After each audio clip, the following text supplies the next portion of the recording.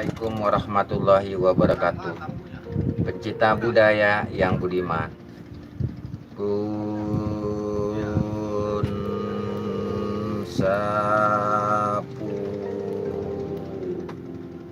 nenek unduk-unduk, kaki unduk-unduk, minta maaf, minta ampun. Anak manusia ingin bercerita, membawakan ngebulang tradisi lisan dari pesisir.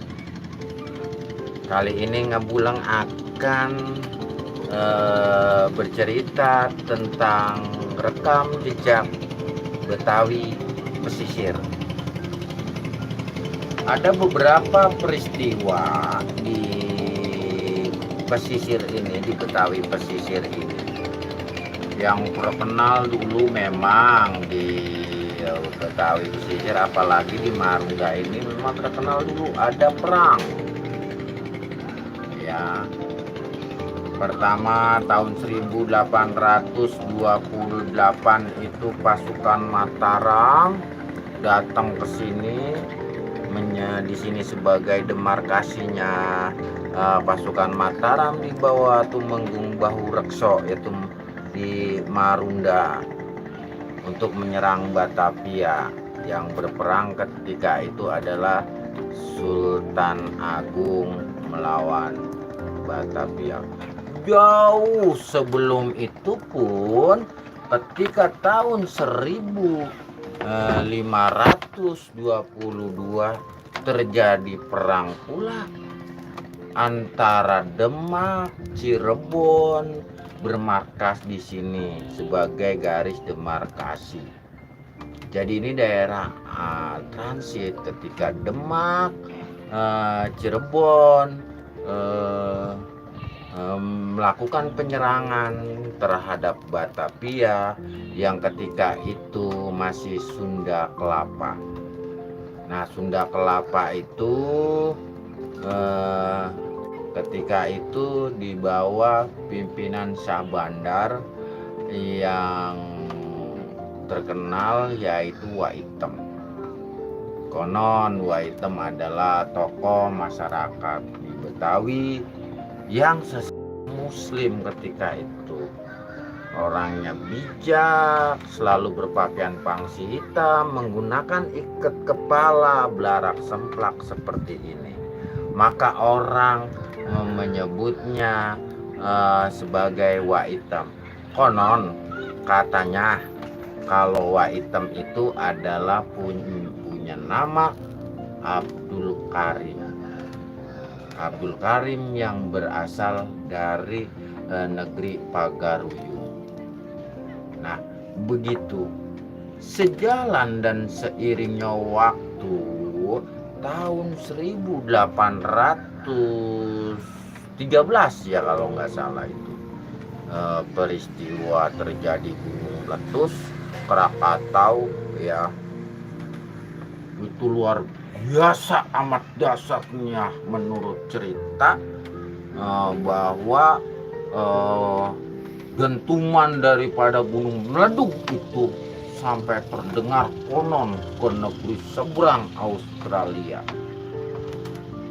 Busa-busa yang dari dalam itu, lapa-lapa yang dalam itu menyembur ke atas, menembus batas cakrawala. Di cakrawala busa-busa yang tadinya cair membeku menjadi batu. Akhirnya turun ke bumi menjadi hutan batu, hujan batu. Itu batu-batu itu kemudian jatuh ke air pun akhirnya terapung, maka disebut namanya batu apung. Nah, bagaimana, apa yang terjadi di Marunda atau di Betawi pesisir itu? Di Betawi pesisir ini dulu ada disebut namanya nderep lebu. Orang lagi pada nderep, pada ngelajo, tiba-tiba hujan batu, air dari laut koplak ke darat.